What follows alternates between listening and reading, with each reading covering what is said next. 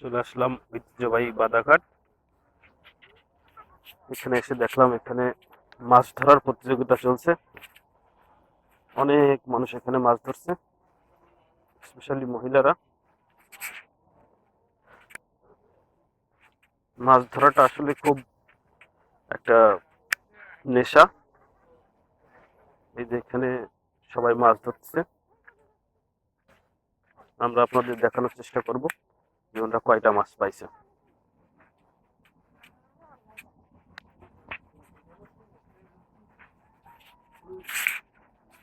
চাচি মাছ পাইছেন?